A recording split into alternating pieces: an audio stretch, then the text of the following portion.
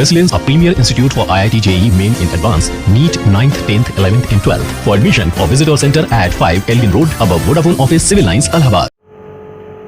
Good morning students, lecture 3 function. जितना पिछले हम लोग चैप्टर्स में मतलब पिछले लेक्चर को हम लोग कर चुके हैं बेटा।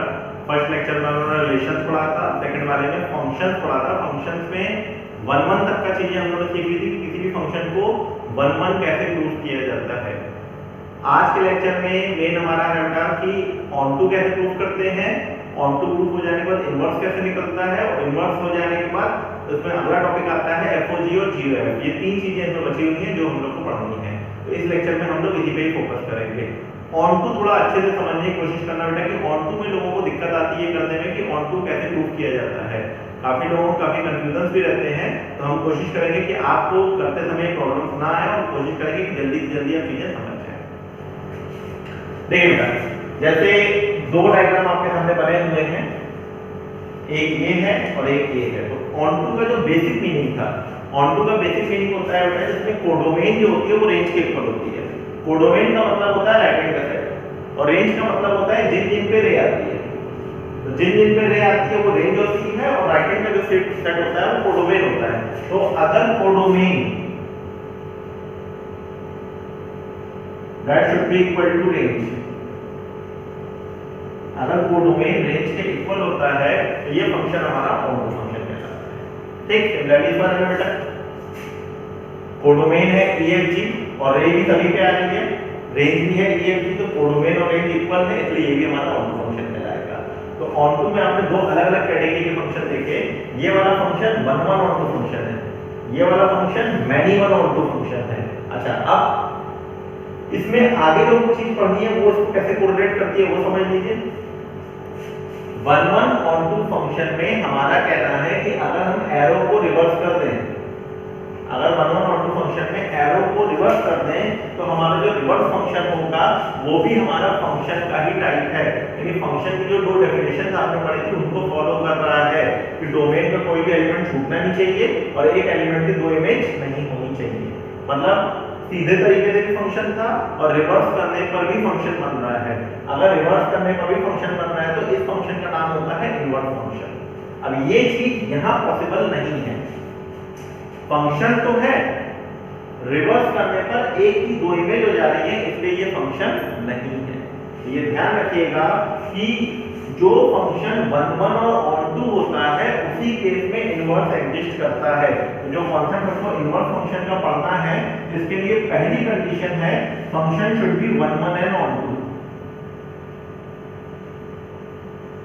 जो फंक्शन होना चाहिए वो 1 और ऑन टू फंक्शन होना चाहिए, तब ये फंक्शन हमारा इनवर्स को एग्जिस्ट करेगा, अदरवाइज इनवर्स को एग्जिस्ट नहीं करेगा। तो ये ध्यान रखिएगा, पहली चीज दिमाग में सेट कर लीजिए, अगर कोडोमेन रेंज के इक्वल है वो फंक्शन हमारा इनवर्स फंक्शन वो फंक्शन हमारा ऑन टू फंक्शन कहलाता है। और जो फंक्शन 1 भी है और साथ में ऑन टू भी है उस फंक्शन का इनवर्स एग्जिस्ट होता है। इसमें एक बात और समझने वाली है, इनवर्स फंक्शन की जो डोमेन होती है, इनवर्स फंक्शन की जो डोमेन होती है वो ओरिजिनल फंक्शन की रेंज होती है। इनवर्स फंक्शन की जो डोमेन होती है वो एक्चुअल फंक्शन की रेंज होती है। इस बात को ध्यान रखिएगा। डोमेन के लिए हम लोगों ने कुछ चीजें पढ़ी हैं, जैसा कि 11 में आपको याद होगा, डोमेन में हम पढ़ते थे denominator never be 0, under root के अंदर की चीज पॉजिटिव होनी चाहिए, लॉग के आगे की चीज पॉजिटिव होनी चाहिए, साइन इनवर्स या कॉस इनवर्स होता है तो उनके आगे की चीज -1 से 1 के बीच में होनी चाहिए। इतने जो कॉन्सेप्ट होते थे they all for the domain. Domain हमको निकालना आता है, फंक्शन को हमने उल्टा कर दिया तो जो उल्टे की डोमेन निकलेगी वो हमारे ओरिजिनल के लिए रेंज कहलाएगी। तो जो रेंज निकालने के पीछे कॉन्सेप्ट होगा वो यही होगा कि हम पहले फंक्शन को उल्टा कर देंगे, उसकी डोमेन निकालेंगे, अगर वो कोडोमेन रेंज के इक्वल आ जाती है तो फंक्शन ऑन टू कहलाएगा, और अगर नहीं आती है तो फंक्शन ऑन टू नहीं कहलाएगा।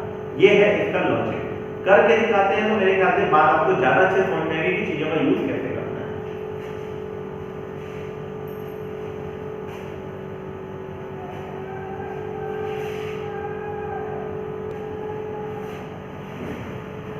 जैसे बेटा एक फंक्शन दे रखा है f(x) = x² + 4 और यहाँ पे कंडीशन दे रखी है f is such that real number two real number. अब यहाँ पे समझने की कोशिश करते हैं बेटा, is it 1 1 onto or not?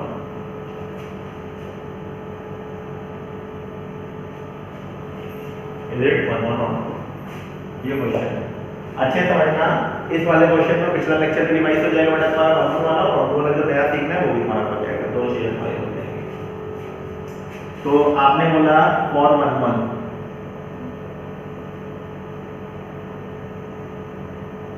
fx1 is equal to fx2, fx1 is equal to fx2।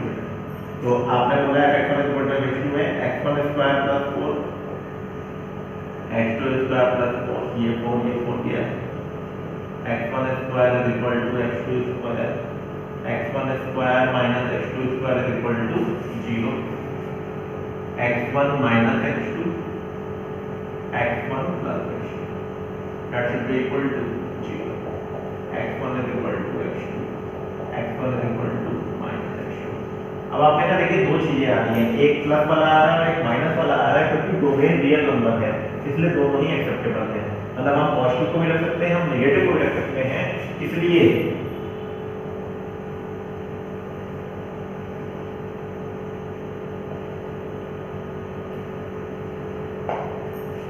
It is not a one one function. मतलब क्योंकि बेटा इसको समझने वाली बात ये है, अगर 1 रखोगे तब भी 5 आएगा, -1 रखोगे तब भी 5 आएगा, और रियल नंबर डोमेन होने के बाद तुम 1 भी रख सकते हो और -1 भी रख सकते हो, दोनों रखने का ये प्रैक्टिकली 1 1 फंक्शन पॉसिबल नहीं है, क्योंकि दो एलिमेंट की इमेज एक आ रही है। अब बात आती है बेटा इसमें ऑन टू,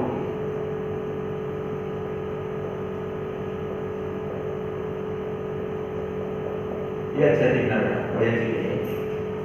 आपने कहा ऑन टू को करने के लिए पहला स्टेप है late fx is equal to y। आपने कहा fx is equal to y का मतलब y is equal to x square plus 4, x square is equal to y minus 4। यहाँ तक आया था समझ में? fx is equal to x square plus 4, x square is equal to y minus 4, x is equal to under root y minus 4। Actually में हमारी सोच ये होती है कि हम पहले फंक्शन का इनवर्स निकालते हैं और फिर चेक करते हैं कोडोमेन रेंज इक्वल आ रही है कि नहीं होती है। तो आप बोला for domain of RHS y minus 4 greater than equal to 0, y greater than 4, यानी हमारी रेंज है 4 से लेकर इनफिनिटी। अब आपने कहा ये है हमारी रेंज, और कोडोमेन क्वेश्चन में दे रखी है रियल नंबर,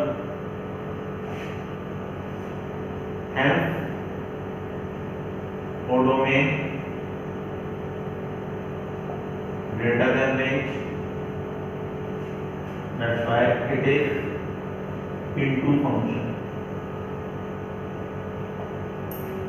हम लोग देखा ना कोडोमेन अगर रेंज के इक्वल हो जाएगी तो ये फंक्शन हमारा ऑनटू कहलाएगा, और कोडोमेन अगर रेंज के इक्वल नहीं होगी तो ये फंक्शन हमारा इनटू कहलाएगा। तो एक बार फिर से समझ लो पूरा क्या किया है हमने। सबसे पहला काम fx को हमने y माना, fx को y मानने के बाद y = x² + 4, x² निकाली अंडर रूट y - 4, x की जो वैल्यू निकल के आई उसकी हमने डोमेन निकाली, y - 4 greater than equal to 0, यानी y is greater than 4, यानी आंसर 4 से इंफिनिटी। ये जो चीज है ये हमारे लिए बेटा रेंज है। अब कोडोमेन जो क्वेश्चन में गिवन है, ये कोडोमेन है बेटा, ये डोमेन है। तो कोडोमेन जो क्वेश्चन में गिवन है R, और जो रेंज क्वेश्चन में गिवन है 4 से इंफिनिटी, मतलब जो हमने निकाली, नॉट गिवन है, जो हमने निकाली वो दोनों आपस में सेम नहीं है, और अगर दोनों आपस में सेम नहीं है तो ये फंक्शन हमारा ऑनटू फंक्शन नहीं होगा। तो ये पहला सिंपल सा एग्जांपल था। मेरे ख्याल से उम्मीद करते हैं आपको ये कंसेप्ट समझ में आया होगा। प्रोसीड करते हैं अगले क्वेश्चन, तो चीजें और अच्छे से क्लियर हो जाएंगी। क्वेश्चन आपको पीडीएफ में प्रोवाइडेड है बेटा, तो बहुत परेशान होने की जरूरत नहीं है। आप पीडीएफ सामने रख के रहिएगा और समझते रहिएगा, चीजें इजीली समझ में आ जाएगी आपको।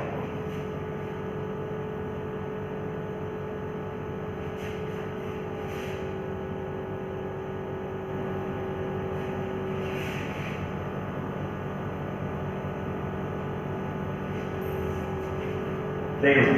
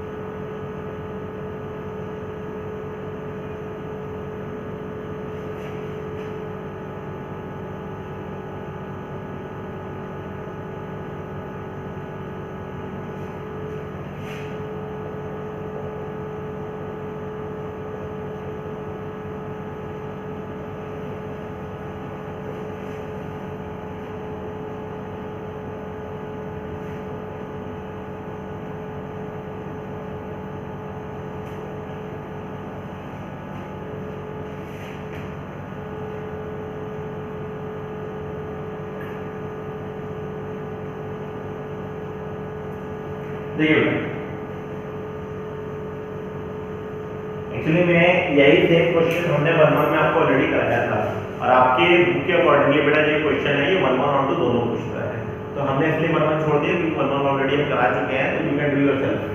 हम ऑन टू पे फोकस करते हैं, ऑन टू पे क्या करते हैं। तो हमने सबसे पहले क्या किया बेटा, y को मान लिया x - 2 अपॉन x - 3। भाई हमारा पहला लॉजिक था ना fx = y, तो आपने कहा fx = y मानने के बाद हमने y की वैल्यू x - 2 अपॉन x - 3 मान ली। क्रॉस मल्टीप्लाई किया, क्रॉस मल्टीप्लाई करने के बाद हमने x की वैल्यू निकाली इन टर्म्स ऑफ y। ये चीज हमारे लिए बहुत अच्छा काम करती है। अब इसकी डोमेन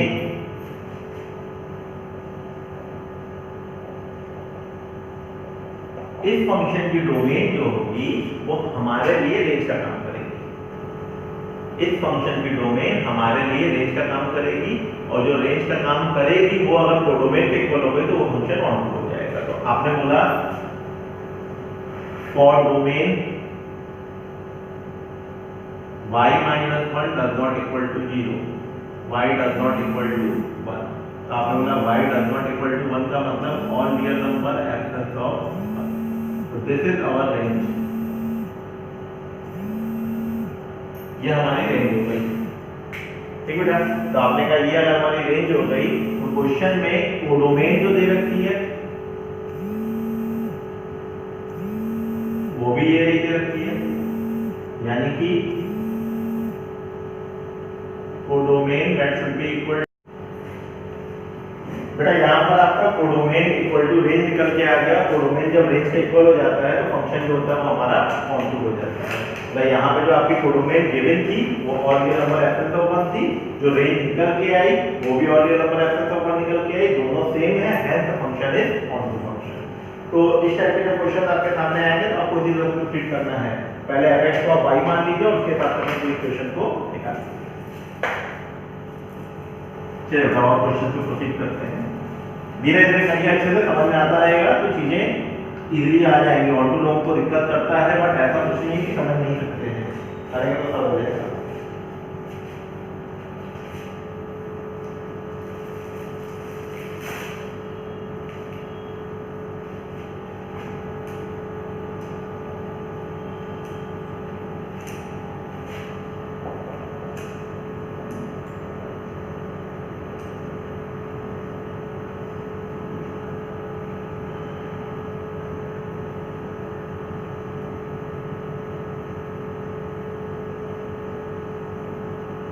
देखिए बेटा,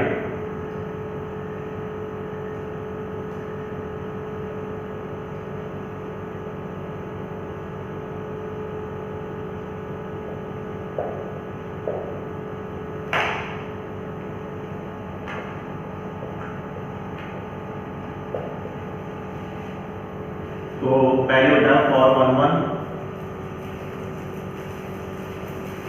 तो फॉर 1-1 के लिए बेटा fx1 = fx2, x1 = mod x1 = mod x2, यानी x1 = प्लस माइनस। आपने कहा फिर वही कहानी, एक आंसर है x1 = x2 और एक आंसर है x1 = -x2 और दोनों ही करेक्ट है क्योंकि डोमेन जो है वो रियल नंबर है।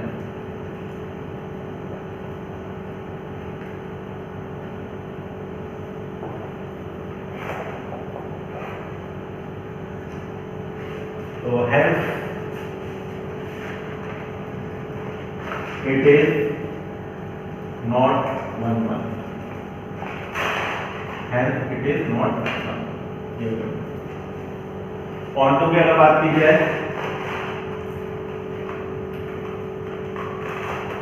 अगर हम ऑन टू की बात करते हैं तो आपने कहा fx को y मान लीजिए, यानी कि mod x is equal to y, यानी x is equal to plus y। अच्छा, अब बेटा इसमें एक बात समझने वाली है कि देखो कि इसमें जो y की वैल्यू है वो कभी निगेटिव नहीं हो सकती, और जैसा समझने वाला पार्ट है उसको आप डायरेक्टली समझ लीजिए कि mod x है, mod x में x है पॉजिटिव रखिए, x है नेगेटिव रखिए। जब आप x को पॉजिटिव रखेंगे तब भी y पॉजिटिव आएगा, जब आप x को नेगेटिव रखेंगे तब भी y पॉजिटिव ही आएगा, यानी y की वैल्यू हर केस में पॉजिटिव होगी। यानी यहां पर जो रेंज की बात करें, y should be greater than 0। अगर आप इसको ना भी बोलना चाहें तो कोई दिक्कत नहीं है, अगर आप इसको हटा भी देंगे तब भी आप डायरेक्टली बात कर सकते हैं कि mod x जो है x की किसी भी वैल्यू के लिए, चाहे वो पॉजिटिव हो चाहे वो नेगेटिव हो, हमेशा पॉजिटिव होता है। तो जो y होगा वो ऑलवेज पॉजिटिव होगा, और अगर y पॉजिटिव होगा तो जो रेंज हो गई वो हो गई हमारी 0 से इनफिनिटी, और कोडोमेन है रियल, है codomain does not equal to not on। समझ में अच्छे तरीके क्लियर। तो ये ध्यान रखिएगा कि ऑन टू फंक्शन को लेने के लिए सिर्फ एक बढ़िया तरीका है कि आप fx को y मानिए और y के बारे में आप डिस्क्रिप्शन दे दीजिए, जैसा डिस्क्रिप्शन आप y के बारे में देंगे उस हिसाब से हम चीजों को एक्सप्लेन करके अपना 1 1 और 2 चीजों 1 1 तो चेक हो चुका, ऑन टू को हम एक्सप्लेन कर देंगे बेटा। तो इस तरह से ऑन टू वाले फंक्शंस को प्रूव किया जाता है, और क्वेश्चन देखते हैं तो चीजें और अच्छे से समझ में आएंगी।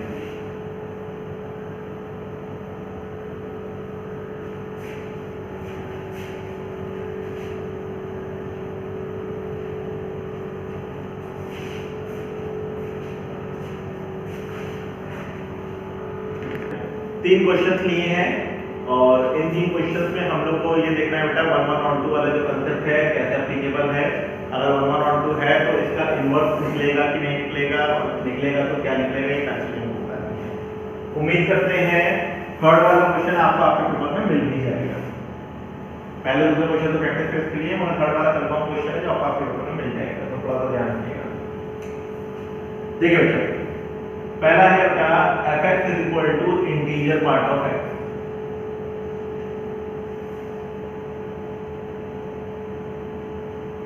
तो प्रैक्टिकली समझते हैं चीजों को तो ज्यादा अच्छे से समझ में आएगी, फिर लैंग्वेज के फॉर्म में आप एक्सप्लेन कर लीजिएगा।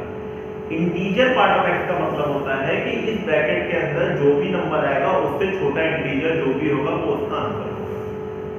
कहने का मतलब अगर 0 से 1 के बीच की कोई भी वैल्यू है, included 0 not included 1, included 0 not included 1, अगर x की वैल्यू 0 से 1 के बीच में कुछ भी है तो जो उसका इंटीजर पार्ट आता है बेटा वो 0 हो जाता है। मतलब हमारा कहना है ऐसे, तो जो fx आएगा बेटा वो 0 हो जाएगा। x अगर 1 से 2 के बीच में कुछ भी है तो जो fx की वैल्यू है वो 1 हो जाएगी। x अगर 2 से 3 के बीच में कुछ भी है तो जो fx की वैल्यू है वो 2 हो जाएगी। कहने का मतलब है 0 से 1 के बीच में जितने नंबर भी आएंगे उन सबका इंटीजर पार्ट 0 होता है। मतलब इनपुट वैल्यू 0 से 1 के बीच में कुछ भी होती है, मतलब जो आउटपुट निकल के आएगा वो हमेशा 0 निकल के आएगा। इनपुट वैल्यू 1 से 2 के बीच में कुछ भी होगी, 1 से 2 के बीच में कुछ भी होगी, मगर जो आउटपुट वैल्यू होगी वो हमेशा 1 होगी। इनपुट वैल्यू 2 से 3 के बीच में कुछ भी होगी, मगर जो आउटपुट वैल्यू होगी वो हमेशा 2 होगी। तो अगर कभी ऐसा होता है तो इस केस में आपने कहा कि इनपुट तो बहुत सारा है मगर आउटपुट हमेशा सिंगल है, यानी कंफर्म हो गया कि ये फंक्शन हमारा मैक्सिमम फंक्शन है। एग्जांपल भी दे देते हैं हम आपको, जैसे सपोज करिए f(1) निकाला तो आपने कहा 1 आया, f(1.1) निकाला तो आपने कहा ये भी 1 आया, f(1.2) निकाला तो आपने कहा ये भी 1 आया, f(1.9) निकाला तो ये भी 1 आया। मतलब इतने सारे डिफरेंट एलिमेंट की इमेज कितनी है बेटा 1, और अगर ऐसा है तो ये फंक्शन हमारा मैक्सिमम फंक्शन है।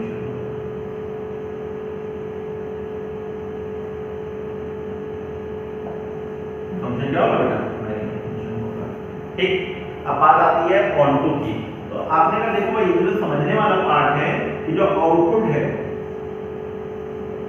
आउटपुट एफ है इज ऑलवेज इंटीजर, मतलब जो रेंज हो गई वो आ गई इंटीजर। कोडोमेन है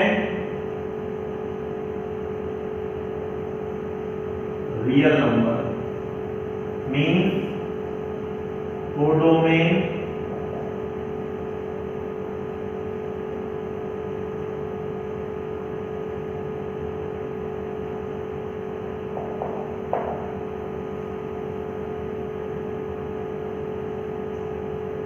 ये है। आपने कहा इस पे ग्रेटेस्ट इंटीजर फंक्शन लगा हुआ है, मतलब इसमें हम x की कोई भी वैल्यू पुट करेंगे, इसमें हम x की कोई भी वैल्यू पुट करेंगे तो जो हमारा आंसर निकल के आएगा वो ऑलवेज इंटीजर निकल के आएगा। और अगर वो ऑलवेज इंटीजर निकल के आएगा तो आपने कहा जो रेंज हो गई वो हमारी क्या होगी बेटा, इंटीजर। मतलब जो कोडोमेन दे रखी है क्वेश्चन में वो क्या दे रखी है बेटा, रियल नंबर। तो कोडोमेन रियल नंबर है, रेंज हमारी इंटीजर है, तो कोडोमेन रेंज से बड़ी हो गई, इसका मतलब ये फंक्शन हमारा ऑनटू फंक्शन नहीं होगा, ये हमारा इनटू फंक्शन होगा। ये ध्यान रखिएगा कि अगर कोडोमेन रेंज के इक्वल होती है तो फंक्शन हमारा ऑनटू होगा, और नहीं होती है तो फंक्शन हमारा इनटू हो जाएगा। तो इस तरीके से बेटा क्वेश्चन को कर सकते हैं।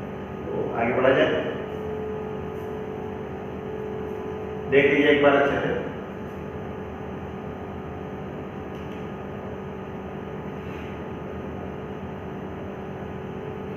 अच्छा बेटा एक चीज हम आपको और बता दें कि अभी जितना हम आपको कंटेंट दे रहे हैं वो आपके बोर्ड स्टैंडर्ड के लिए तो सफिशिएंट है, ठीक है ना। बोर्ड स्टैंडर्ड पे इससे ऊपर ज्यादा जाता भी नहीं है चीजें, बट ये है कि जूम क्लासेस जो हम लोग लेंगे उसमें हम आपको 1 और 2 प्रूव करने की बहुत सारी अच्छी टेक्निक्स भी होती हैं, जिसमें डिफरेंशिएशन का भी यूज हो जाता है। तो ये सब चीजें जो हैं वो हम आपको जूम वाली क्लास में ही कराएंगे, वो इन वीडियोस में प्रोवाइड नहीं करेंगे। मतलब जो बच्चे हमारे कंफर्म लाइव बच्चे रहते हैं, जो क्लासेस का पार्ट है, उनको वो सब टेक्निक सिखाएंगे जिसमें आप देख के बता सकते हो कि फंक्शन हमारा 1 है कि नहीं है। उसमें आपको fx1 fx2 की जरूरत भी नहीं होती है, बट बोर्ड के पॉइंट ऑफ व्यू से प्रेजेंटेशन के लिए आपको ये सब करना जरूरी रहता है, तो वहां पे आप शो कर दीजिएगा, ठीक है ना।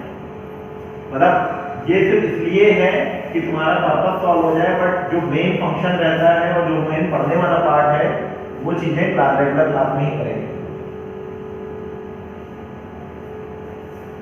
चलिए दूसरा क्वेश्चन देखते हैं।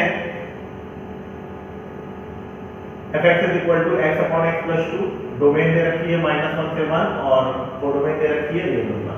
हमसे कहा गया इसका इनवर्स निकालिए, मतलब उसने डायरेक्टली हमसे बोल दिया है कि आप इसका इनवर्स निकालिए। तो आप चाहें तो उस वाले पार्ट को कर सकते हैं। फॉर 1 1 कब 1 1 एग्जिस्ट करेगा। पहली बात तो ये बता दो कि जो इसकी डोमेन है वो ये होगी, मतलब इसमें बोला नहीं है कुछ, बट आप अपने हिसाब से एक्सप्लेनेशन सारे दे दीजिए, कब होगा कब नहीं होगा, सारी चीजें आप डिफाइन करिए। For 1 1 fx1 is equal to fx2, हम एक बार इसलिए बीच में करते चले जाते हैं कि आप भूल ना जाए 1 1 कैसे करते थे, इसलिए एक बार हम आपको रिकॉल कराते चलते हैं। क्रॉस मल्टीप्लाई करें,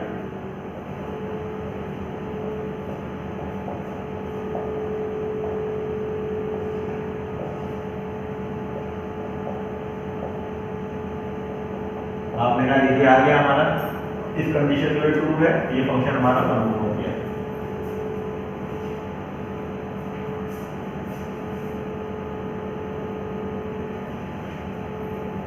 ठीक, ऑन टू के लिए तो आपने बोला for onto fx is equal to y, y is equal to x upon x plus 2, cross multiply xy plus 2y is equal to x, 2y is equal to x minus xy,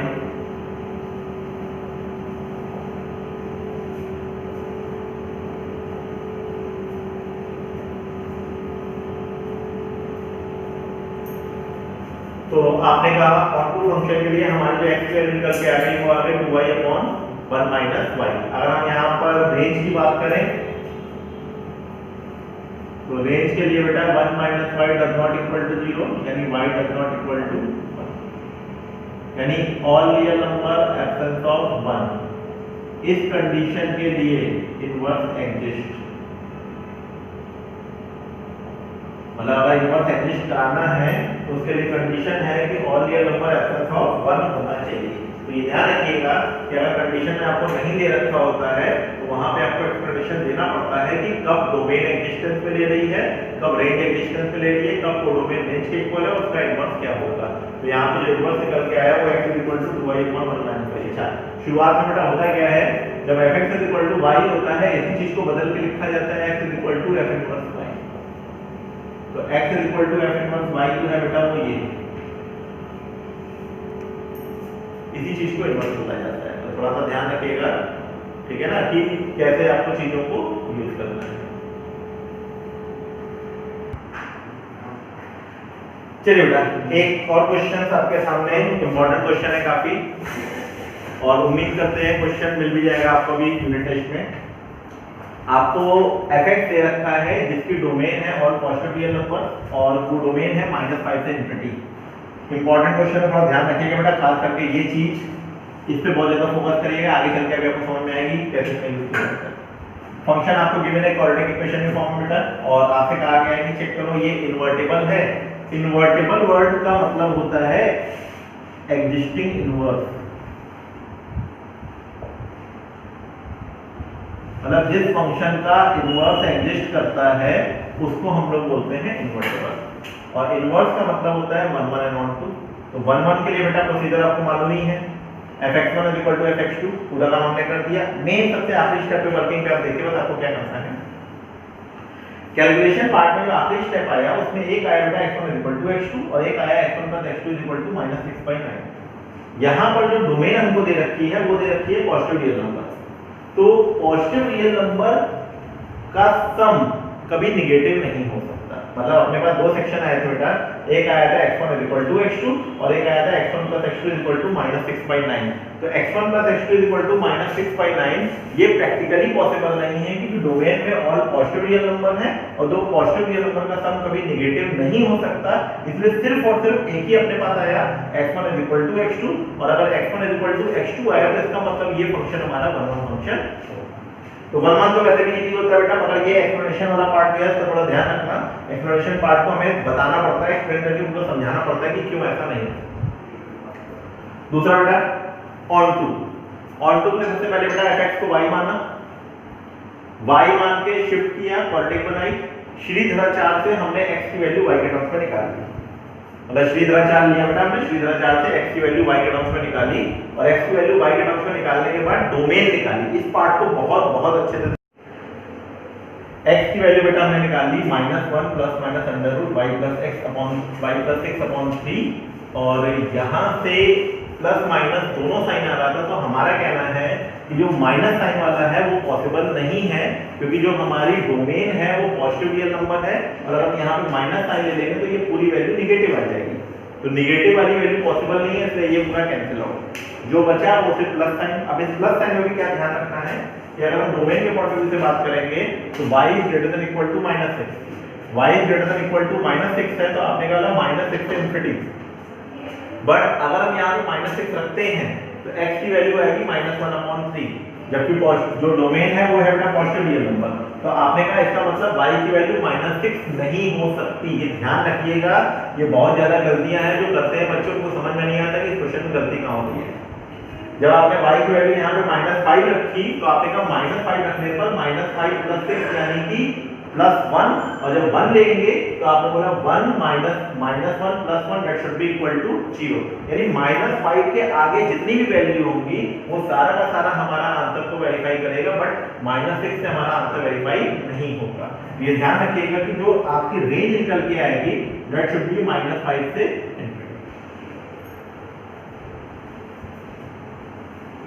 codomain देखा बेटा question में, तो आपने कहा codomain भी हमारी -5 से infinity थी,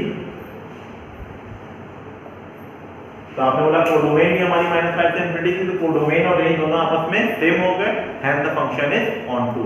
इस वाली चीज को अच्छे से ध्यान रखिएगा, इसका एक्सप्लेनेशन हम पीडीएफ में अच्छे से एक्सप्लेन करके आपको दे देंगे। जैसी वर्डिंग हम आपको लिख के दें वैसा ही आप पेपर में एक्सप्लेन करिएगा, तभी आपको अच्छे मार्क्स मिलेंगे।